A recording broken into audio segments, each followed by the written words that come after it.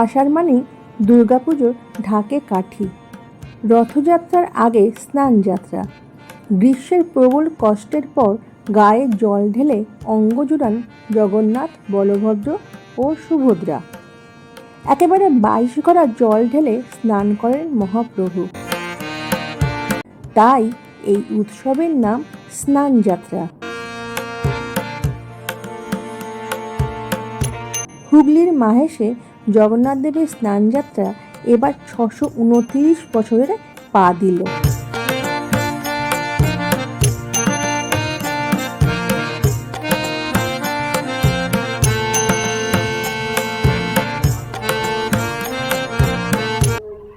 Hi friends, welcome back to my channel. আজ স্নানযাত্রা। আজ আমি আপনাদের ঘুরিয়ে দেখাবো শ্রীরামপুর মাহেশে জগন্নাথ মন্দিরে জগন্নাথ দেবের স্নানযাত্রা। শ্রীরামপুরের মাহেশে জগন্নাথ দেবকে নবনীলাচল বলা হয়। এই নবনীলাচলের নাট মন্দির চূড়ায় 6 জুন বসেছে নীলচক্র।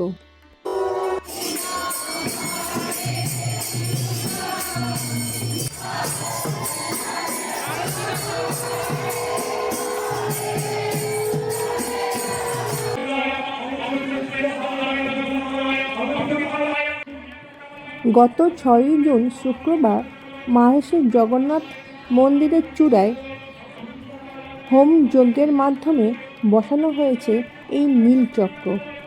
এই দিন সকাল 11:30 থেকে পুজোর প্রস্তুতি শুরু হয়ে যায়, আর নীলচক্র প্রতিষ্ঠা হয় বিকেল 4:26। স্নানযাত্রা দেখানোর আগে আমি আপনাদের সেই নীলচক্র স্থাপনের কিছু অংশ দেখাচ্ছি। অষ্টধাতুর এই বিশেষ চক্র পুরী থেকে বানিয়ে আনা হয়েছে।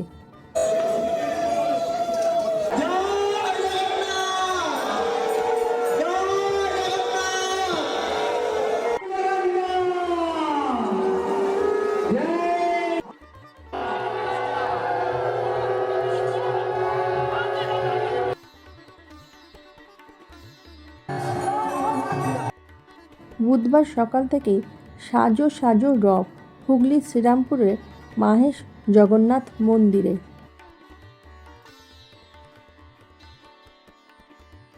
প্রবল দাবদাহ উপেক্ষা করে অগণিত ভক্ত স্নানযাত্রার দিন সকাল থেকে মাহেশের 600 বছর পার করা জগন্নাথ মন্দিরে হাজির হয়েছেন।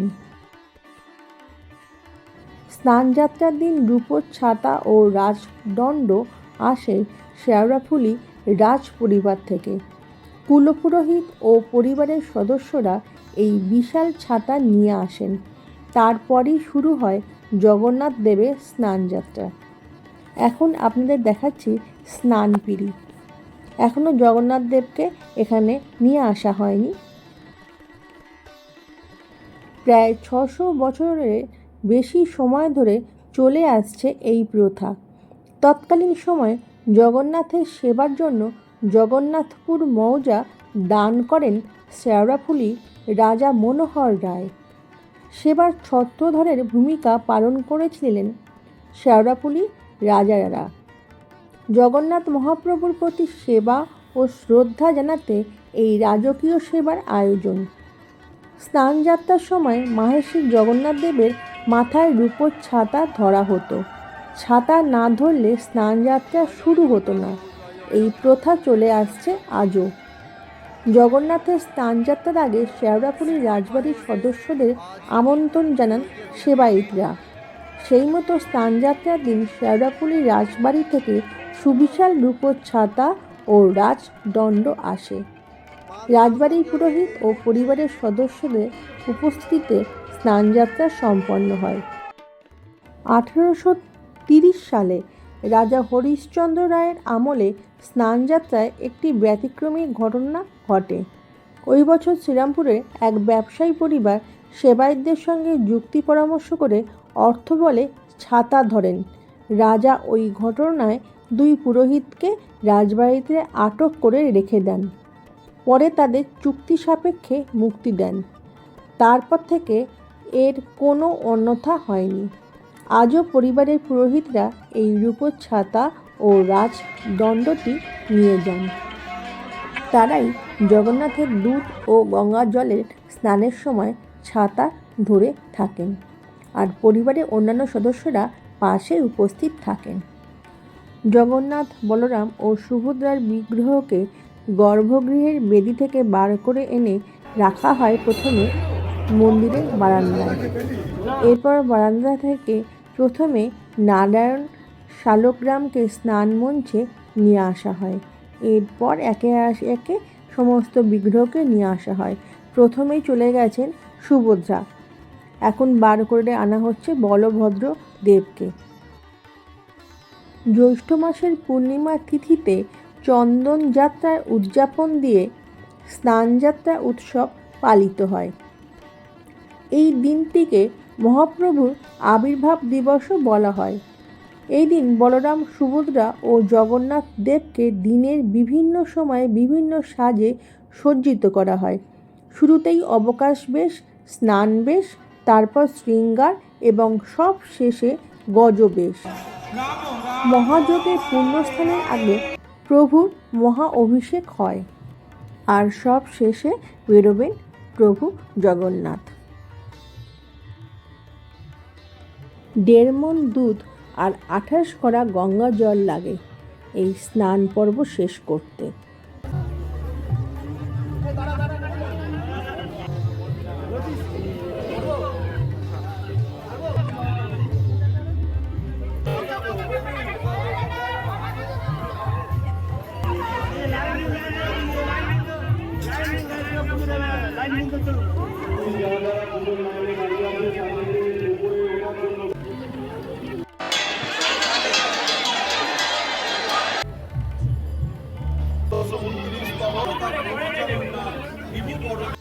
সবার প্রথমে গর্ভগৃহ থেকে স্নানপিঁড়িতে নিয়ে আসা হচ্ছে নারায়ণ শিলাকে।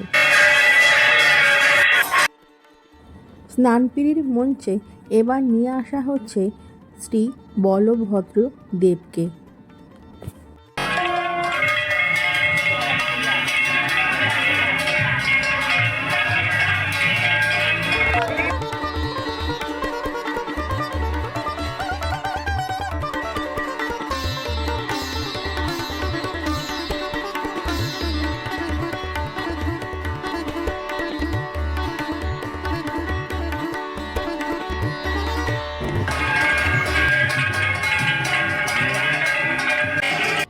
সবশেষে প্রভু জগন্নাথ দেবকে নিয়ে আসা হচ্ছে স্নানপিঁড়ির মঞ্চে।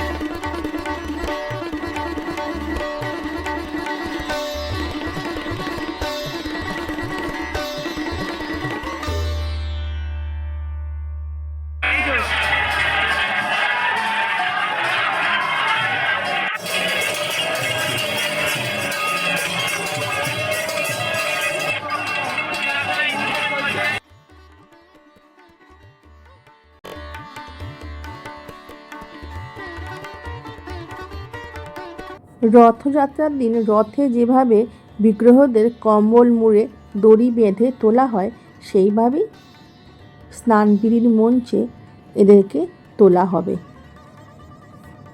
দেখুন, এখানে কম্বল মুড়ে দড়ি দিয়ে বেঁধে আস্তে আস্তে তুলে নিয়ে যাওয়া হচ্ছে।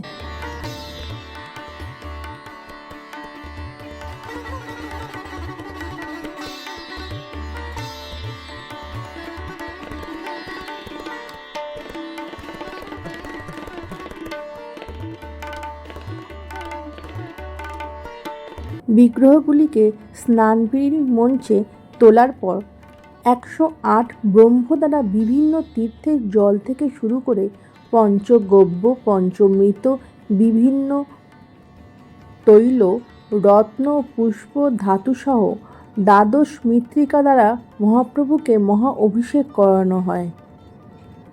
এখানেই তার প্রস্তুতি পর্ব চলছে।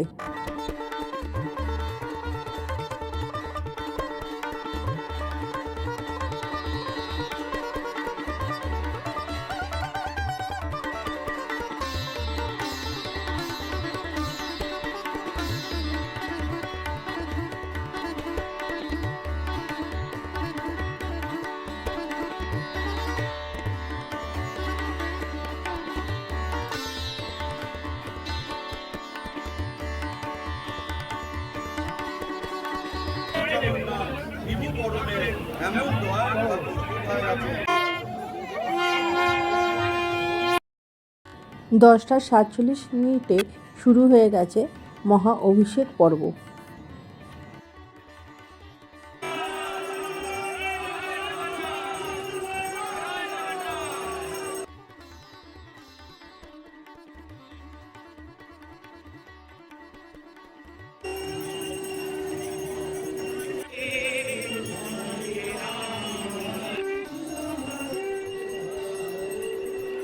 স্নান পর্ব শুরু করার আগে এখানে মহাপ্রভুকে আরতি করা হচ্ছে।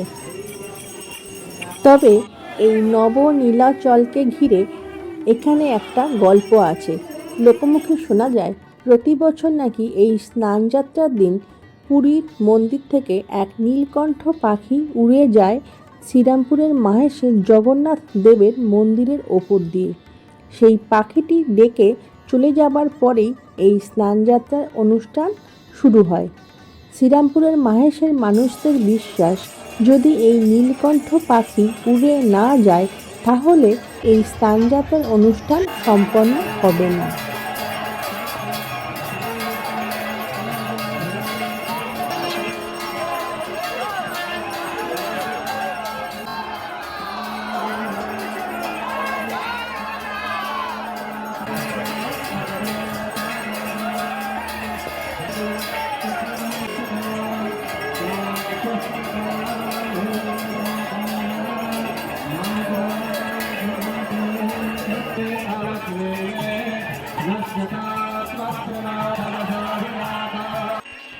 একশো আট বিভিন্ন প্রকার দ্রব্য দিয়ে অভিষেক পর্ব সম্পন্ন হচ্ছে।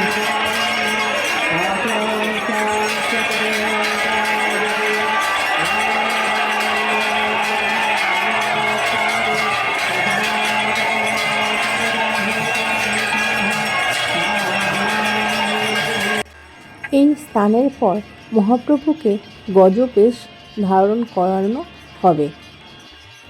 সারাদিন ভক্তদের মাঝে থাকেন এই দিন জগন্নাথ দেব। পুজোর পর তাকে মন্দিরে রাখা হয়।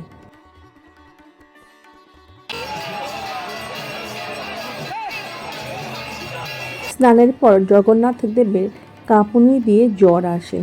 এরপর লেপ কম্বল মুড়ি দিয়ে শুয়ে পড়বেন তিনি। এই সময়টার নাম অঙ্গরাগ।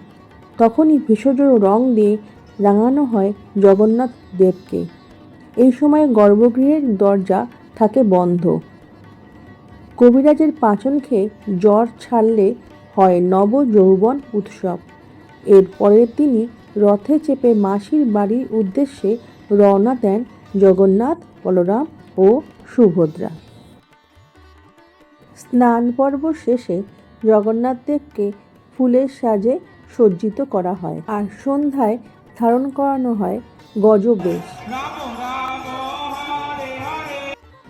পৌরাণিক কাহিনী অনুযায়ী গণপতি ভট্ট বলে এক ভক্ত ছিলেন গণেশের উপাসক।